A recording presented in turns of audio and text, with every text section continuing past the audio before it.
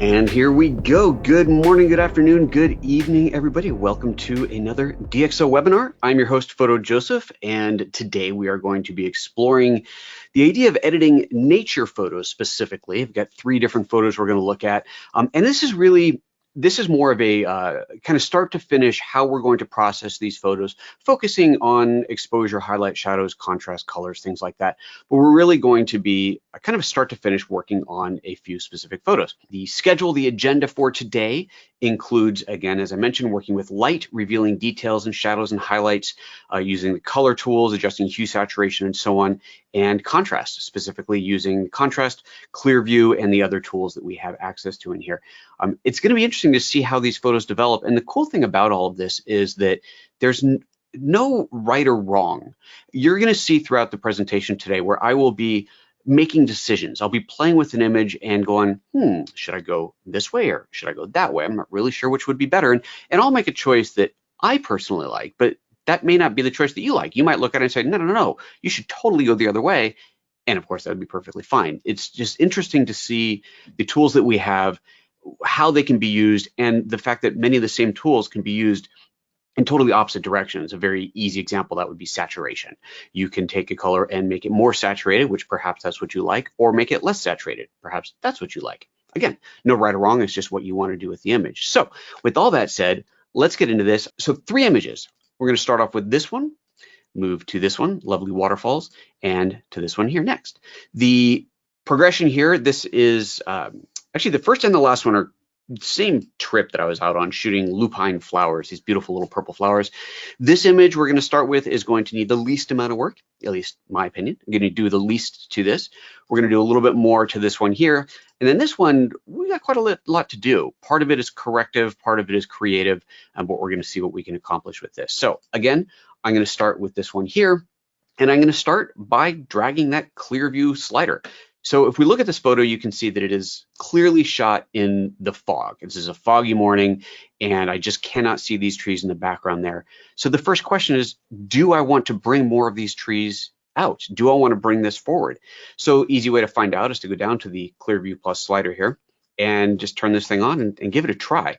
Now, the whole idea behind ClearView Plus is that it is essentially cutting through the fog, the haze, the mist, anything that is obscuring your image.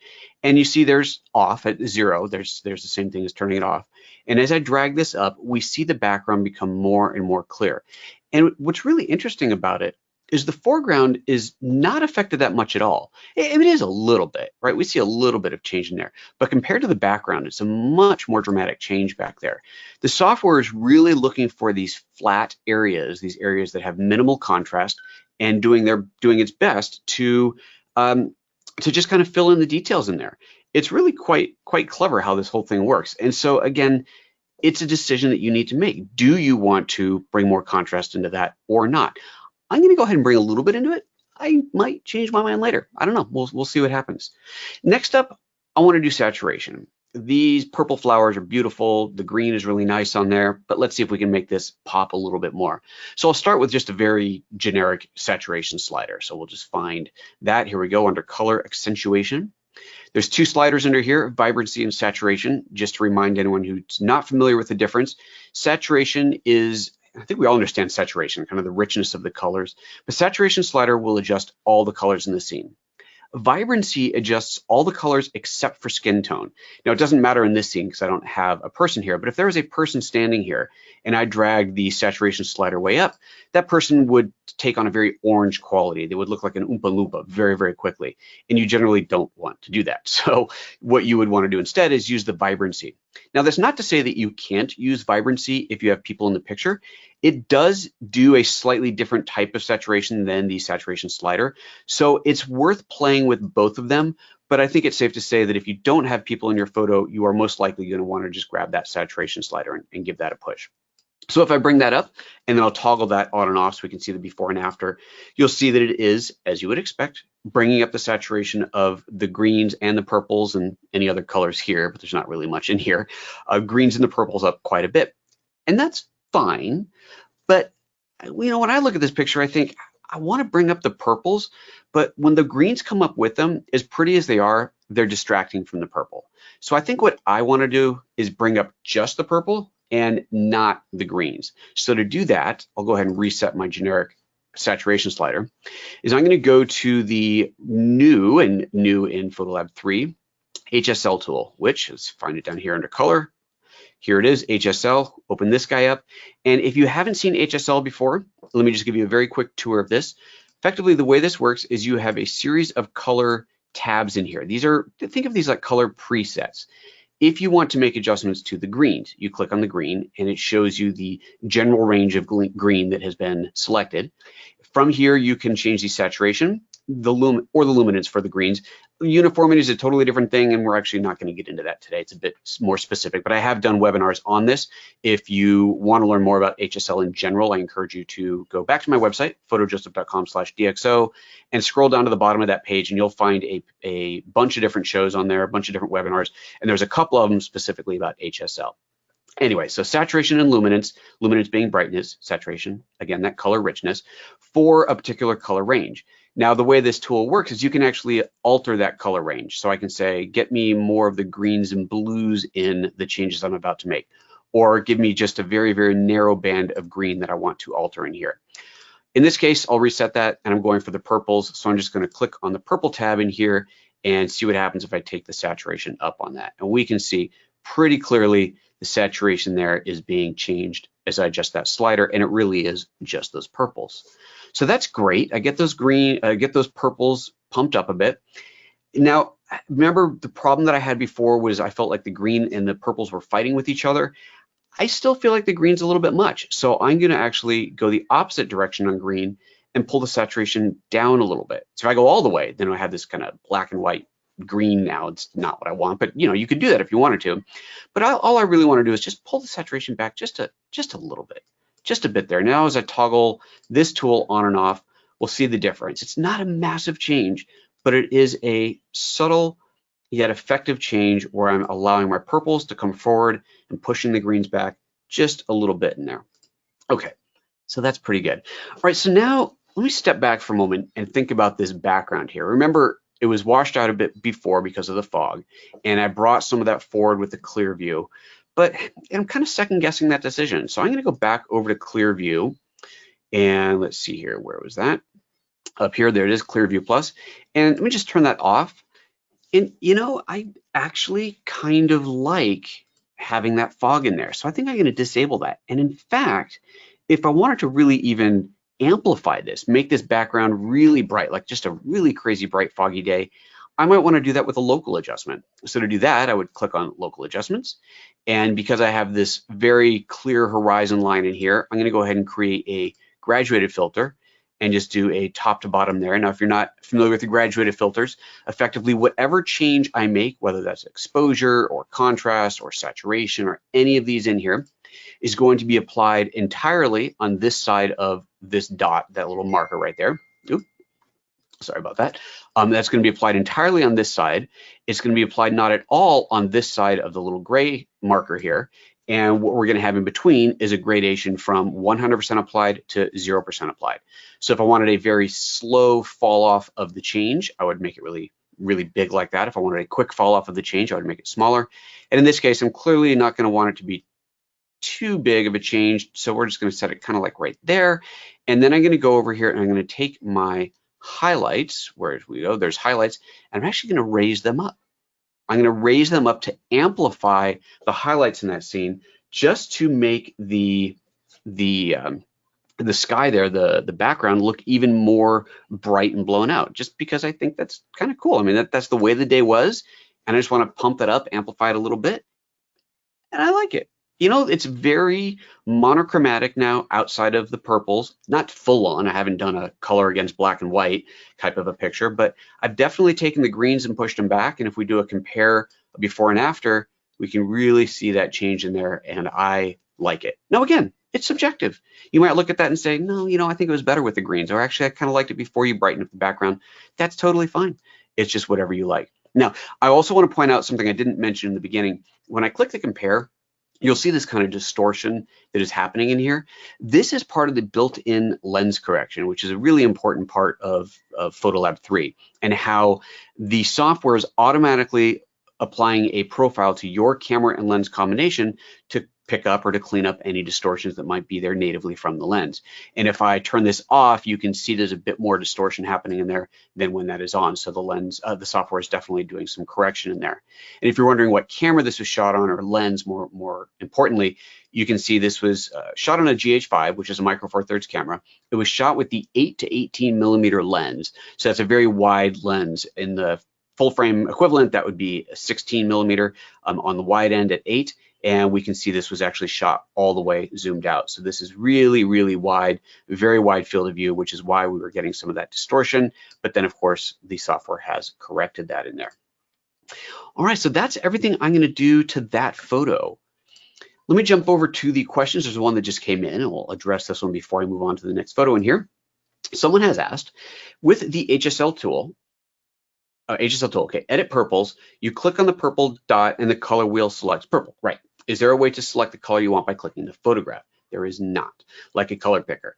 To select the exact color you want to adjust with the HSL tool, there is not. In the more in-depth HSL tool demos that I have done, I go into a very quite intricate method of selecting the precise color range that you want, which might be a very narrow range, might be a much broader range. And while I will not dispute the convenience that would be added by having a color eyedropper in there, the tools, the method that I show does get that effectively, and to some degrees even more effectively than an eyedropper would. Just requires a little bit of extra work. But no, there is not an eyedropper. Those color tabs are starting points, but you can, if I go back over to that tool here, you can change any of them. Where do we go? Where's my HSL? I shouldn't have collapsed it because then I'd be able to find it more easily. Here we go, HSL, open that guy up. You'll notice, let's just say I go to orange in here. If I change this, you'll see that that color preset changes there as well. So that literally is just a preset position that you can start from and then modify however you would like. The next question that's come up is, do you always start with the DxO Standard preset? That's a great question. Let me start by answering that question by explaining what that is. So, because I didn't talk about this in the beginning, I'll just go ahead and reset this photo. Let's start this completely over again. When you first import your photos into PhotoLab, a preset is applied. And by default, if you haven't changed the preferences, that preset is going to be this one here called DxO Standard. DxO Standard is doing a lot to the image. DxO Standard is, well, let's do this. Let me apply that. I've already done it by hitting reset. It has applied, let's go up to the very top here, possibly a white balance correction, most likely not, but it's enabled, it's ready to go. It has applied a little bit of smart lighting. So you can tell it's very minimal in this photo, but that's already been applied.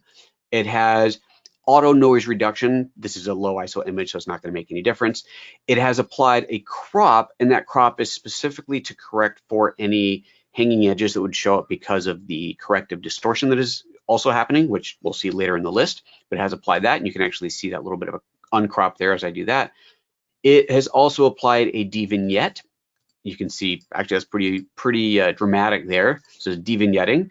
And let's see here. Oh, color rendering. So this is going to be specific to that camera lens combination. We may or may not see a difference in here, but that is all being applied automatically. And then under geometry and detail, lens sharpness, chromatic aberration correction, and distortion, which is the big one that is happening from you can see on here, it says based on DxO module, that is being automatically applied. So all of that gets applied automatically when you first open your photos, which is kind of the equivalent of saying autocorrect everything on my image, which is quite often why when you do open an image in PhotoLab, you don't really have to do anything to it. You know, if it was a well-exposed image to begin with, you might just go, well, I guess I'm done here. Now, if you don't want the software to do that, you absolutely can turn that off. If you go to the PhotoLab preferences, and on the first tab here under general, there's a option here that says presets, default preset for new raw images. And again, by default, it's set to DxO Standard. I can set that to no correction. If I set it to no correction, then no corrections will be applied. It is the equivalent of going to presets here and choosing no correction. And then here you can see that there is nothing turned on. Everything is disabled. This is simply the raw image gone through the basic raw processing, because it has to for you to be able to see it, and that's it. So completely up to you. You could even go back into those preferences there. You could even choose one like, say, black and white. And now, so I don't know if it'll apply when I first open it, because I've already imported these. But if I, let's see, if I make a change to this and then I hit reset, I think this will reset me back to a black and white state. No, it goes back to the default. So it only applies when you first open it. But if I had first imported pictures with that black and white set, then it would apply that black and white preset. So now that that's all explained, to answer the question, yes, I always start with the DxO Standard. I let the software do what it's going to do. This applies to pretty much any software that I use. I'm almost always going to start with the auto button just to see what it does, see what it's doing to my image. It might end up saving me a huge amount of time. So why mess around with sliders if I don't have to? Let the software do what it does. And if I don't like it, well, obviously I can turn things off or go change them. But for the most part, that DxO Standard is what I'm going to let it apply. And yeah, that's always going to be my starting point. So thank you for that question. Ooh, a couple other ones came in. We'll go through a couple more of these and then we'll move on to the next picture because we don't want to miss out on those. Is ClearView the same as dehaze in Lightroom? Same concept, different algorithm, of course, different companies, but it's the same basic concept. You get rid of the haze that's in the image. ClearView in PhotoLab. Next question, is it possible to use the compare tool without seeing the camera adjustments on or off?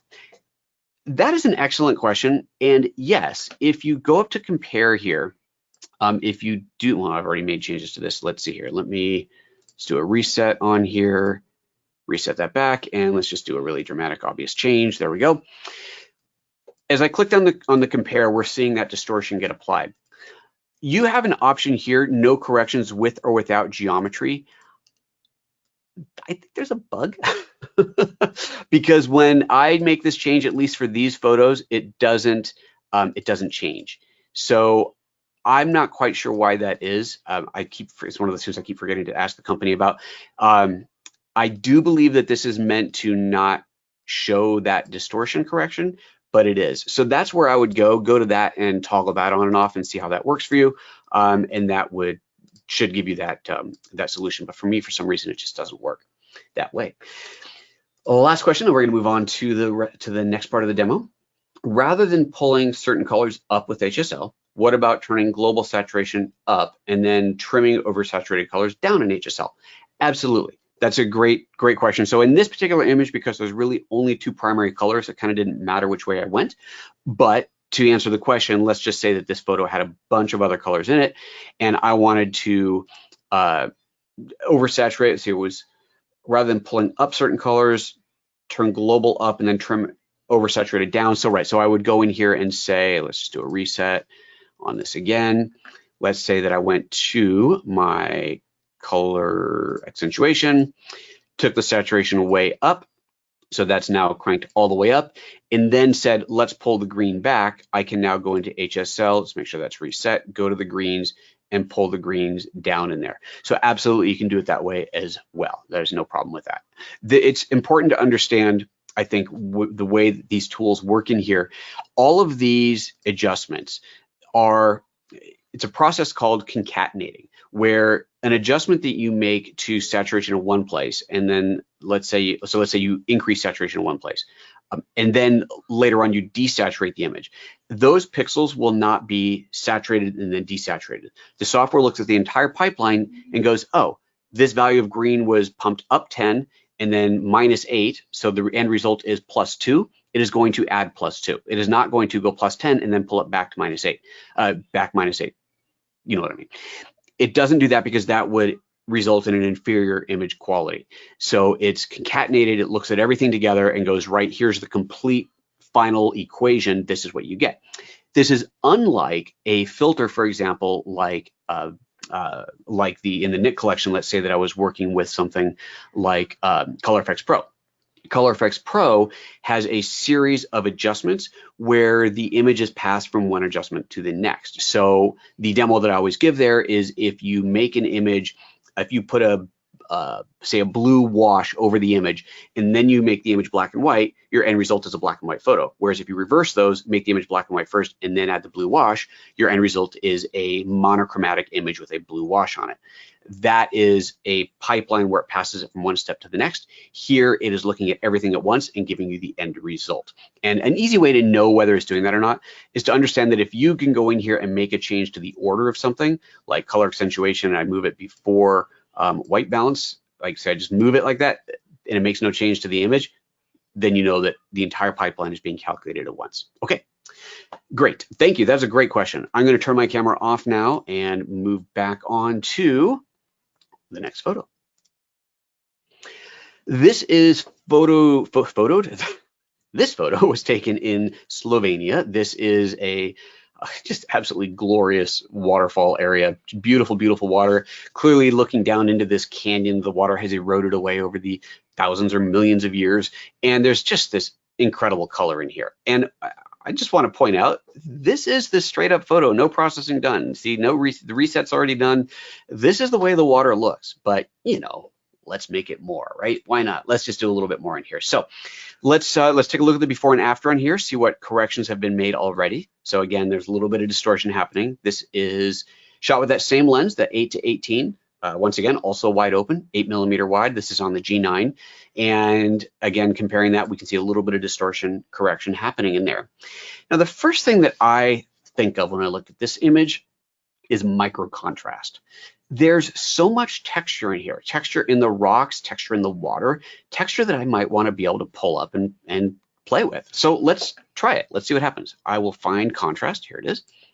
And under contrast, you've got let me just reset this. You've got a base global contrast, and then there's the micro contrast.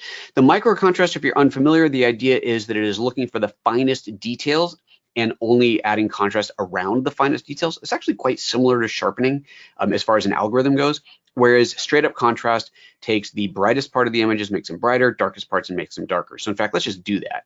If I increase the overall contrast, you can see how my shadows have gotten so dark that they're kind of obliterated.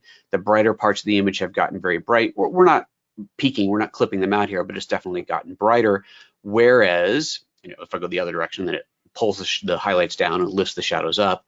Whereas micro contrast is looking for that edge detail to do that same increase of highlight and shadow detail, but only around the edges of the pixels. So look what happens as I crank this thing up. I'll just take it all the way. First, focus on the rocks here. In fact, I'll just slide this back and forth, and you can see in real time as I do that. You get a huge amount more detail and texture showing up in the rocks, which is pretty cool. Look at the water.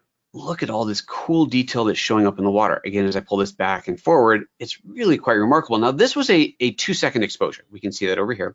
So clearly shot, well, number one, on a tripod, and number two, shot with the intention of having the swirly water in there. But I think, you know, I could turn this all the way down and actually go negative micro contrast and makes it even softer.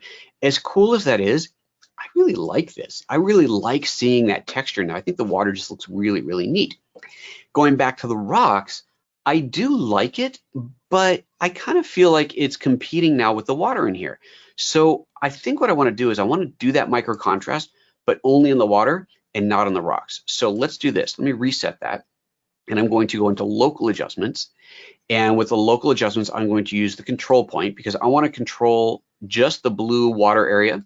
So I'll click there to drop a control point in the water, make this nice and big, and turn on the mask so I can see what's being affected.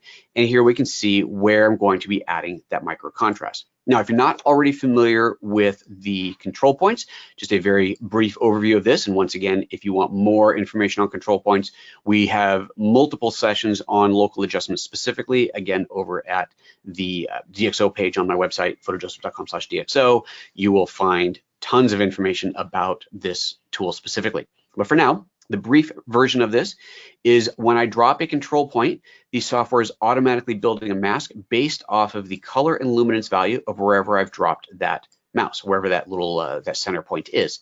When I say show masks, I see in white the areas that are going to be affected, and black the areas that are not going to be affected, and then of course any shade of gray, just like any mask, is some level in between. I can make the I like to call this the sphere of influence, bigger or smaller in here. You'll see that it is not a hard edge. We do still select beyond that. So it's just kind of a general guide of how much of the image you want to get affected in there. And finally, if I want to protect an area, I can go and add a negative control point and add it to an area to block that out, to ensure that in this case, the rocks are not going to be affected. And as I do this, we just see how the mask builds up to give me that final mask of just the water area in there. Okay, so I've got that mask of just the water area. Let's go ahead and hide the masks and take the micro contrast, which is going to be right, I had it up here, right there, there's micro contrast, and crank that up. And now you can see that I'm getting that micro contrast adjustment in the water without getting it everywhere else, which I think is pretty cool. I like that a lot. If I wanted to as well, I could go back to adding to positive control points and add another one in here. So let's do this. Let's go back to the masks. You can see, of course, we've really selected this part of the water, but there's parts of it where they aren't too selected. Let's just add another one in here. We'll add another control point. In fact, maybe I can add one up here as well. Yeah, that's pretty good. Let's make that a little bit smaller. Oops, that's the wrong one. Let's make that one a little bit smaller. Here it is. There we go. And we really, a little bit bigger, we really have gotten that water very effectively selected in there. Can you imagine, just to point this out, can you imagine painting a mask that affected the water this way? I mean, that would be nuts. But here we have this beautiful mask to select just the water in there. And now as I make those changes, we see that affecting the entire water. And if I wanted to maybe bring up the saturation on that a little bit, I could do that. Let's pull that up a little bit because, you know, why not? Let's really amp that blue up. Okay, so that's kind of cool. I dig that. I'm going to close that out. Yeah, I'm kind of liking where this is going. Next, what do I want to do next? You know, now that I've played with the water, I look at the whole scene and I feel like it might be a little bit cold. This was clearly shot in shade. The canyon didn't have any sun directly beating into it, but I kind of feel like it's a little cold. So let's see what happens if I play with the white balance. Let's see here, white balance as shot. Let's take this and warm it up just a little bit. And as I do that, we really start to get a lot more color showing up in the rocks in here. And we've lost a lot of the blue in here. So we're gonna have to bring that back. But I kind of like where that goes. I might even want to do a custom white balance because this is gray rock, it's pretty neutral. I might be able to do something like that. Yeah, that's probably pretty accurate, although I think it's a bit too much. So let's kind of split the difference, pull that back a little bit. But now I am going to want to go back in and re-amplify the blue, re-cool down the blue that was in the water in there. So to do that, I'll go back into local adjustments, select that one that I've been playing with, and go to my temperature slider and actually cool that down. And look at that. Look at how much I can add it. Obviously I can go overboard in there, but how much blue I can add into the water by adjusting the color temperature. That's just in general kind of a cool tip. If you're playing with water and you want to make the water look bluer and cooler, instead of just playing with saturation, consider adjusting the white balance on it. It's a very effective way to add that blue into it. Now let's see, last thing, let's close that out. And I want to bring, I know there's some greens in here that I can probably pull up. So let's use that HSL tool to do that. Let's go into the HSL. We already have greens selected in here. And let's just take the saturation up on those greens. And yeah, we can see those popping up here, a little bit down here on the rock. It's subtle, but you can see the rock in there, really kind of pulling up the greens on there. I quite like it. Maybe even lighten it up just a little bit. There we go. Make that stand out a little bit more. And I dig it. I kind of like the way that came out. Pretty good. Pretty good. Maybe just to add a little bit more to the scene, maybe I want to pull away from the brightness of the rock here. So let's go back into local adjustments. Let's add a whole new one, add a new layer mask. I'm going to do a linear gradient.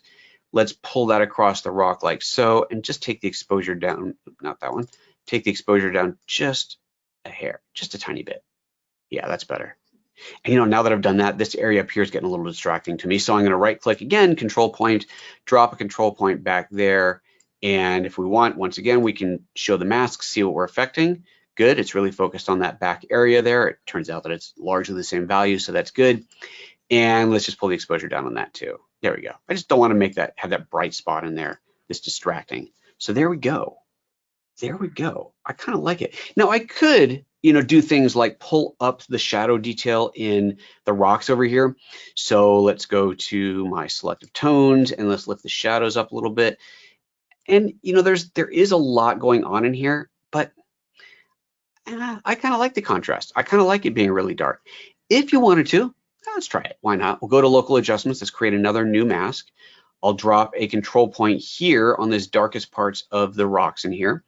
And let's just bring up the shadows in there. Just, where are we? Shadow, nope, clear view and shadows. There we go. Let's bring it up just a little bit.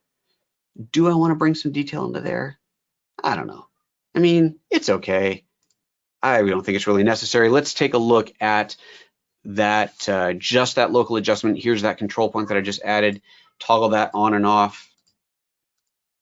Yeah, I can live without it. I really can. I think it looks better without it. So I'm going to leave it like that. So there you go. There's my choice of a final image. Really brought up the blues, kind of really amplified the aqua, brought up the detail in the blue water in there, which I think is just super fun. Pulled the detail back, or rather pulled the brightness back of the rock up here. Really made sure that that bright spot in the back there was not distracting. Pumped up the greens a little bit so we get these few splashes of the green moss, which, you know, I like the fact that it's a very kind of subtle little hit of color in there. It's not really overwhelming. You just sort of see them popping out in the places where there's that green moss on there, and it looks really neat. I dig it. I like it. I think we're going to call that image a save. All right, let's open up the camera again, jump over to the Q's and A's because there's a few things happening in here. Someone has asked me to move the sliders more slowly. Yeah, I will try to do that. The challenge, of course, is that sometimes and I can't tell when this is happening, the GoToWebinar interface updates really quickly on your end and you see it moving, and sometimes it doesn't and it skips. And then, of course, I have no idea. I will try to move them a bit more slowly, and I'll try to verbally explain more a little bit if it's going up or down and so on. So thanks for that. I will try to do that better. Next question, how would you try to get more texture into the waterfall on the very left? Okay, so if I wanted to add some more texture into just this part of the scene, I would once again do a local adjustment. Let's see here, I probably, it's not really enough to grab a control point, I don't think. Let's try it. Let's try adding a control point on there, show the mask. I guess if you mean just the water or that whole area in there, let's kind of go for the whole area. So a control point will probably work pretty well in there. Maybe bring the exposure up a little bit, and then let's go for that micro contrast. Oh yeah, actually that works really well. So yeah, actually it works better than I thought it would. That's kind of cool. Okay, so a little micro contrast on there has really brought the white lines of the water up. I could probably do with it, bringing the exposure back down a little bit. Yeah, actually, cool. I like it. That's cool. That's like collaborative photo design. I dig it. If I turn that on and off, let's just toggle that on and off. Oh yeah. Oh, kudos to you. That's a great suggestion. I like it. Maybe a little bit too bright. Let me pull it back just a little bit in there. Let's go back in there. Just pull it back a little bit too much. A little more subtle. Sweet. I dig it. Nice. Great question. Thanks for the suggestion. What does fine contrast do in comparison to micro contrast? Fine contrast versus micro contrast. Where is fine contrast? Is fine contrast something in here? That doesn't sound terribly familiar, because there's micro contrast. Perhaps you're asking in different software, in which case I would have to know the tool. And whenever you see something that is about, I'm going to guess fine contrast is the same thing, micro contrast. The idea is that you're adding contrast to the details, not to the global image, which is a very, very different overall effect. So I don't know if that's really the answer you're looking for. Please feel free to reiterate, and I will come back to that one if that wasn't what you're looking for. I'm going to say it's basically the same thing.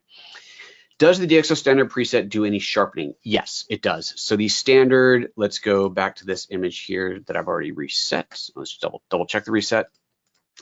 And if we go down to sharpening, yes, there is a lens sharpness that is being applied. This is, let's see if we zoom in 100%, if we can see the effect in here. Oh yeah, that's definitely a big change in there.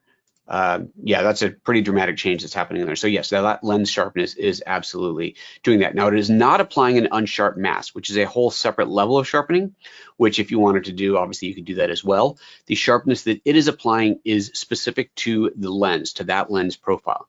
Important thing to understand about PhotoLab is how these lens profiles work. This is a big, long story, but I'll give you the short version of it. DxO takes, can't say every camera lens combination, but certainly virtually every, and certainly every common popular camera and lens that is on the market.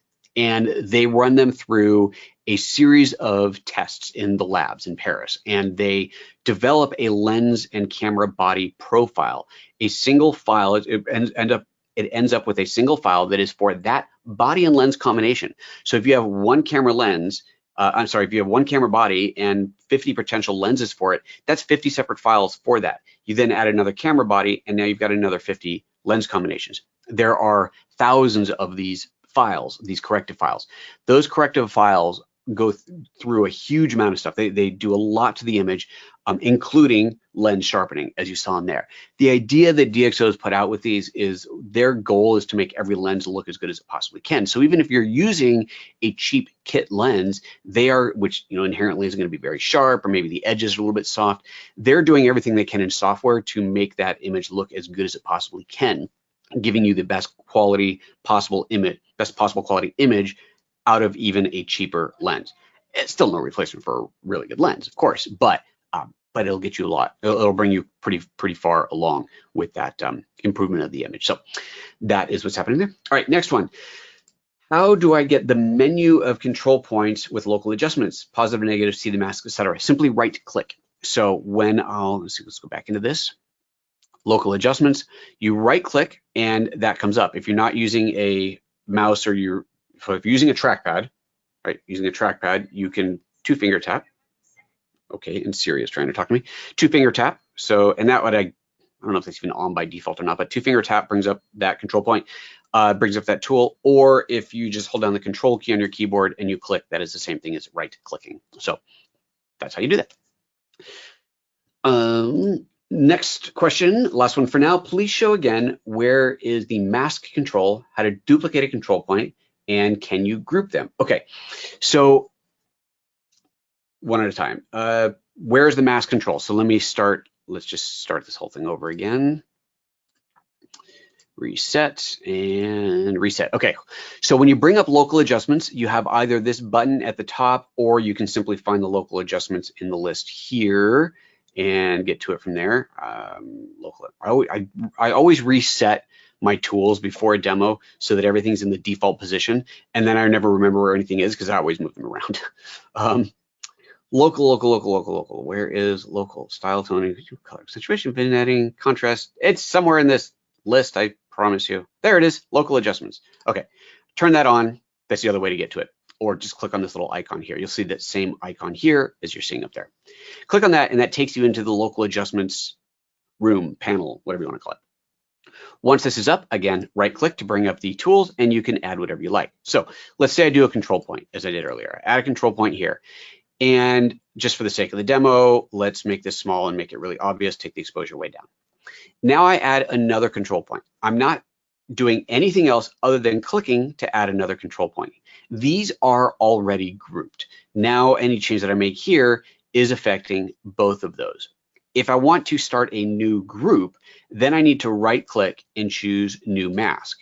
And then I can add another control point, and let's go the opposite direction on this one, and add another one and another one. And now I have two different sets. I've got this one here that is those two, and I've got this one down here that is these three. So they're automatically grouped like that.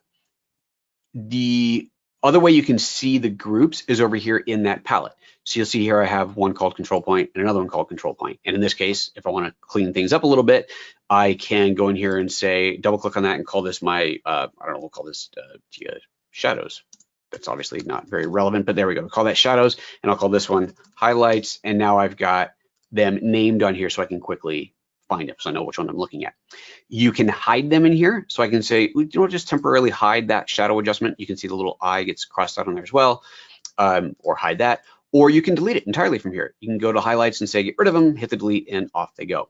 Finally, you can duplicate them here as well. Click on duplicate, and now I have a second set of that, which are now independent things that I can move around separate from the initial one. So that, I believe, answers all those questions. Perfect. All right, now let us move on to the next image. Let's turn the camera back off. And away we go. Let's get out of here, make sure we're reset. We are. Okay, image number 3. What, pray tell, is wrong with this photo? You know, you're looking at it going, something ain't right.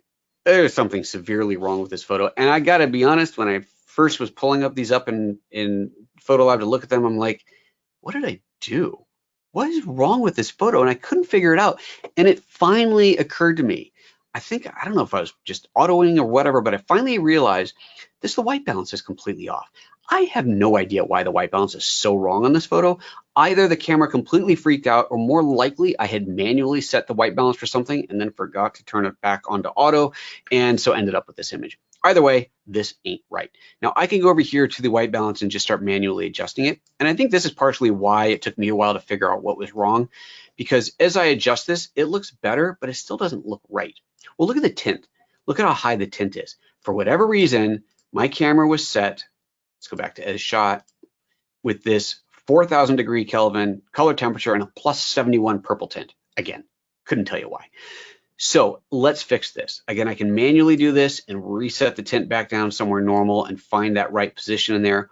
Or I can look at the scene and say, well, okay, where was I when I shot this? I was outdoors, but under a tree canopy on an overcast day. I remember that part of it. So let's just go over here and say shade. Oh, well, there we go.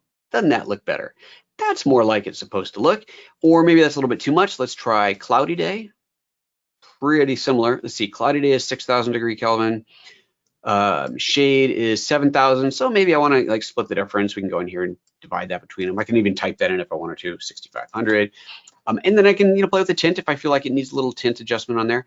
Now, if I had a white card or gray card in here, then I could do a white balance with the eyedropper, but there is nothing in this scene that should be white, so that is definitely not going to work. So I'm not going to be able to do that. I mean, I could try it, right? I could go, what happens if I white balance on a tree?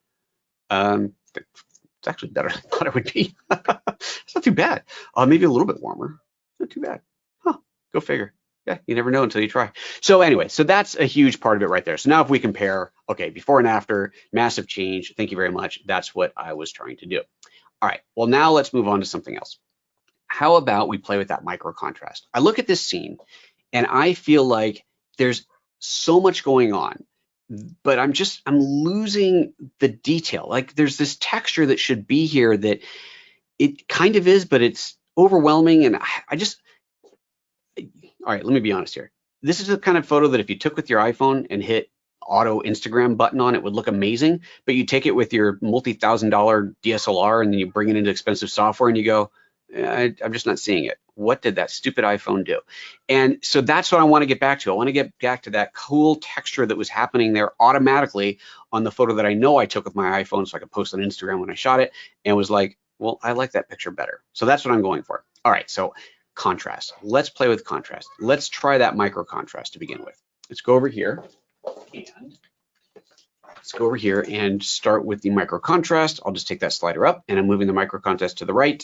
Try to do it a little bit more slowly as requested.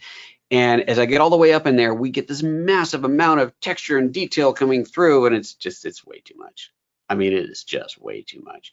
So maybe I could add a little bit of localized micro contrast, use the local adjustments to add it into certain areas. But then you get into like, where do I want to do that? I don't know. Do I just do this part of the tree or this over here? I don't really know. So maybe micro contrast is not going to be the solution in here. Well, maybe what I need to do is simply do normal contrast. All right, let's try that. Let's just take up normal contrast. Oh, well, now that's getting somewhere. Like normal contrast is just taking the bright parts, making them brighter, the dark parts and making them darker. And now we're actually kind of getting somewhere. I kind of like the way that works. So that's starting to look a little bit better. Let's toggle that on and off. And now we're starting to get somewhere with the image. Okay, but this is not enough control. Just the generic contrast slider is not enough control in here. Now, a couple different ways we can approach this. Let's reset that. I could go for curves, which for me personally, I tend to work in curves quite a bit. I like working with curves. So if I want to take my shadows down, my highlights up, very quickly, I can make an image that looks really nicely contrasting. I think works really, really well almost all of the time. Now this works great here, and I can continue to refine this to maybe pull some of these kind of middle areas there up a little bit, but overall it works quite well. But for those who might not be comfortable working in the tone curves, we do have our selective tone sliders, which give us individual sliders for highlights, midtones, shadows, and then the black point. And this is where I'm going to play with this. So let's take the highlights. We already know that taking the highlights up and the shadows down is going to look great because the basic contrast slider did that. But I want more control. So let's start by bringing the highlights up. And I can bring them, too high up. Let's keep an eye on the histogram. Actually, I'm going to take this histogram and float that. Ooh, not really what I meant to do. Didn't mean to disappear it. Histogram, EFGH. There we go, histogram. What I wanted to do was pull this off and float it, or I could dock it over here on the left-hand side. So let's do that so I can keep an eye on it and go back to my sliders. Here we go. The highlights. And if I go too high, we can see that I'm peaking in here. So that's definitely not what I want. So let's back that off a little bit, but it does allow me to bring those highlights up nicely. Now let's take the shadows. Let's pull those down. Let's get some nice contrast going in there. So now we're starting to get back to where we were from that basic contrast slider, but I feel like some of the shadows are a little bit too strong. So maybe bring up the midtones just a hair in there. There we go. Now I'm starting to get that difference in there. So there's that before and after. This has also pulled some of my saturation back, so I will want to correct that. Versus the contrast slider, let's just take the contrast up and toggle that on and off. Kind of like the way the contrast did it. Now that I'm doing it again, I kind of actually prefer the contrast adjustment. Okay, well, let's do this. Let's combine the two. Let's leave the contrast all the way up, go to selective tone, and let's just reset all of these. Double click on any slider to reset it, by the way. And maybe in here, I can just kind of amplify the highlights a little bit, maybe pull up those midtones and pull the shadows down a little bit more. There we go, combination of the two. Cool, I'm good with that. You good with that? I kind of like that. Okay, now what are we going to do next? There's a process of editing photos like this where you can add splashes of light, as if the sun was coming through the canopy, hitting certain areas of the scene to give it that little bit of extra contrast, a little bit of extra texture, if you will. And I could probably add a couple splashes of light to this and not make it look fake. So that's what we're going to try and do. I'm going to go into local adjustments. And what tool should I use to add a splash of light? Well, if I use a control point, and let's just drop one there and add a mask to it, it's not going to hit everything, right? And the whole nature, the whole idea of the control point is it is very specific of where it adds stuff. And I don't need it to add it to just one particular range. I needed to add it to this whole area there. So that's probably not going to work. So let's just delete that. Let's zoom back out of here. Maybe I should just do a good old-fashioned paintbrush. Let's do a paintbrush. We'll go in here with a paintbrush and I can change the size of this. If I hold down the, come back here one to one. There we go. If I hold down the shift key and I adjust the slider, I can adjust the feathering of that. You can see the icon on screen. Hopefully you can see the icon on screen feathering out. And there is a slider down here under feather that you're seeing slide. And then if I hold down the control key, nope, that's zoom, hold down the command key, there we go. That would be the Windows key, I think, on a PC. You will see the size slider. If you can't figure out which one they are, as I clearly just forgot myself, just hold down modifiers and move the mouse tool until you figure out which one's which. So size slider, let's do it, not huge, but kind of big, definitely feathered. And I'm just gonna paint a little splotch right there. And let's take the exposure up a little bit. Not a whole lot. In fact, not exposure, let's go for the highlights. Let's just pump the highlights up. Okay, not that much, just a bit like so. Okay, now let's add another one. Let's add a smaller splash here. Let's go and just add a splash right there. Maybe add another one up here under the trees, and let's hide those masks. And it's a little bit too much. Let's pull it back a little bit. There we go. We're just adding some splashes of highlights in there, just a little bit. Let's see what they look like on and off. Let's name these. Let's call this highlight splash, and toggle that on and off. Let's close this out so we don't have any of the UI confusing things. Toggle that on and off, and it kind of works. It's just adding a little bit in. Maybe it's a little bit too much still. Let's go back and edit this again. Let's go back into the editor there, pull that down a little bit. It's a little bit too strong. Close that out again, toggle that on and off. Yeah, I mean, it's believable, right? If you didn't, as I toggle it, you can tell. You go, oh, look, you painted something in there. But if you don't, you know, right now, okay, everybody, here's a little exercise. Close your eyes, count to 5, open them again, and tell me if those spots look like they were painted in. I'm going to guess they probably don't. I mean, maybe I could make them a little bit softer, but they probably don't. Let's do another. Let's go ahead and add another new adjustment. I'm going to do a larger painted area over here and just make the highlights lower on this one. This was a little bit too bright, so let's pull this down a little bit. There we go. That's better. Maybe let's try one in the path. So before, someone had asked about grouping, and remember, I now have 2 groups. I've got this one that we're going to call darkening. Let's rename this as well. Darkening Splash. Okay, darkening Splash. There we go. And that's this one. Now, if I go back to the highlight splash and I want to add another splash to it, I don't have to do anything special. I just select it and I can go ahead and paint in whatever I want. So let's go ahead and let's do a smaller one. Let's just paint a little bit of a line on the path on there. It's almost like a little sun splash has come through onto the path. Cool. Dig it. I digs it. Yeah. I mean, you know, it's coming together. I kind of like the way it's coming together. So let's see, how can we finish up this image? Let's try one more thing to this. Overall, digging it. Remember in the beginning I said, you know, I posted a photo like this on Instagram and I really like the way that one looked. What's lacking out of this? You know, maybe it's just that Instagram look that I just want in here. So for that, I'm going to pop into the Nik collection. I know this demo is not about the Nik collection, but I just can't resist myself. I'm going to go up here to Analog Effects Pro and I'm going to give it a little old film splash on here just because we can. Just because we can. So we'll let that process out. It is rendering, it is processing. It is telling me I'm working with a TIFF file so I can do my multi-page technology on here. And I've got, I mean, already, like I dig it. I like that. Let's just go through a couple of presets. Neat, fun, classic camera looks. I mean, some of these are great, right? They really are that kind of Instagram look. This one looks kind of good. Oh yeah. Oh yeah, see, that's cool. Oh, what is this? It's like this weird little thing on there. Oh, if I look up here, you'll see that is actually from Dirt and Scratches. Let's get rid of that. I don't want Dirt and Scratches. I want a clean image. I just want to have that color added to it. I like that. I think that's pretty cool. I'm gonna go ahead and apply that. And you know what else I'm gonna do is just pull up the red on the forest floor a little bit on that new version of the image. Just let that thing finish doing what it's doing here. And there we go. Let's add a little bit more red onto this. So remember, a filter doesn't have to be your last step. That can just be an intermediary step. So let's go to HSL. We'll go for those red ranges in there, and let's pull up the red saturation a little bit, maybe make it a little bit darker.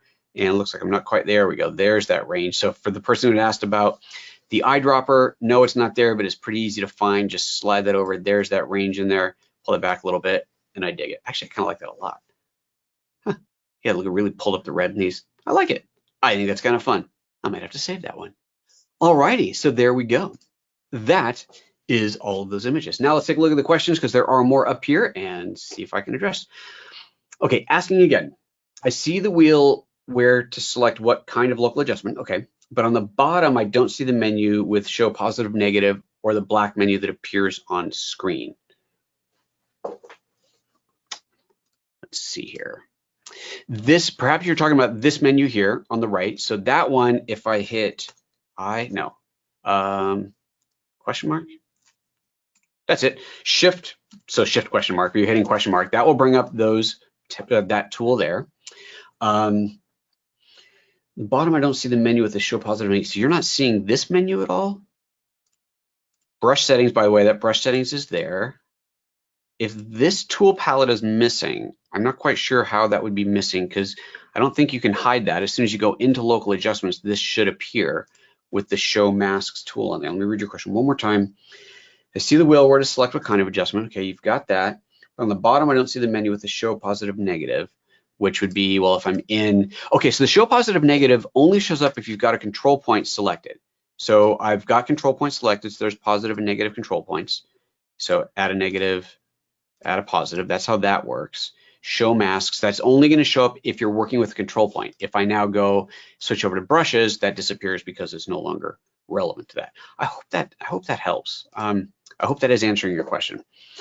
Okay, moving on. Do these adjustments work as well on JPEG as RAW? Great question. The easy answer is no. Nothing works as well on a JPEG as RAW. The reason for that is that there is so much more that you can do with the raw data. Now, that's not to say that you can't make adjustments to JPEG images. You most certainly can, but you should not expect the same results out of it. You should not expect the same amount of control, especially when it comes to things like highlight and shadow recovery. I'll give a very long lecture condensed into a very short amount of time. So look at this, me right now. I'm going to do some hand gestures here. If you've got me small, bring me up bigger. Imagine your histogram. This is your histogram window. We've seen the histogram window. This is 8 bits of data that it fits into this. Your camera shoots more than that. Your camera shoots 10 bits, 12 bits, 14, 16. It depends on your camera. It shoots a lot more data. When you shoot RAW, you have all of that data. The thing is that when you're working on your image, you're only working in an 8-bit space. That's all you get to work within. The reason that RAW editing works so well is because you could have shadow detail, highlight detail that's off on the sides here that you can now pull in software and pull that into that 8-bit space. Awesome. If you shoot JPEG, your camera records this, but then when it saves that JPEG file, it literally only records this much data. It throws away all this extra stuff. Gone forever. Kapoots, never to be seen again. So the highlight and the shadow recovery is not possible because the data isn't there. So that's why you can do so much more. That's one part of why you can do so much more with RAW. So that's a very quick level discussion of that, but that's how that works. So short answer, no, you cannot do the same stuff with RAW images. You can do some, but don't expect to get the same results. Next question, possibly last question. How do you make sure white is 255, 255, 255, and blacks are 000 in the RGB? You have right up here in the histogram a readout of those colors. So let's go to this image. Let's just say that I wanted to ensure that this dark part of the image was either pure black or at least neutral black. I can't point my mouse at the same time. So look up here at the histogram where it says RGB. And as I move my mouse over part of the image, we'll see there that it says R20, G16, B9. So red 20, this is on a scale of 0 to 255. G16, green 16, and B9, blue 9. So that tells me that I've got more red mostly red in the image, more green than blue, and blue being the least. Or we could say, since green's the middle number, we have a little bit more red than green and a little bit less blue than green. So what that tells me is that that is not neutral. So if I was trying to get that to be neutral, I would have to be adjusting colors, and I could do that any number of ways, including going into the curves and adjusting the red, green, and blue channels independently until that became all the same. If you wanted pure black, that'd be 000. If you just wanted it to be neutral, then that could be 20, 20, 20, 50, 50, 50, it doesn't matter. But having them the same would make that neutral. So that's what you'd be going for. Same thing for white. If you have, I don't have anything that's white. Let's call this white. Okay, again, looking at the RGB, we see it's 225, 228, 230. So that's very, very close to neutral, very close to neutral. If I wanted to make that pure neutral, and I look at that and go, okay, the blue is a little bit high, so I could go in here to my blue channel and pull that down just a hair, and 223, 225, 222, I mean, come on, that pretty much nailed it right there. That is extremely close to being totally neutral there. So that's how that would work. So that is how you would look for those colors. You'll see them displayed here, and it's wherever your mouse is hovering over. Super. I'll go back to looking at this picture because that was prettier. All right. That is the last question that has come in, and nailed that timing. Look at that. It is exactly right on the hour. So thanks a bunch, everybody, for tuning in today. Super fun to see you, and we'll see you again sometime soon. I think in a couple of weeks. Bye-bye.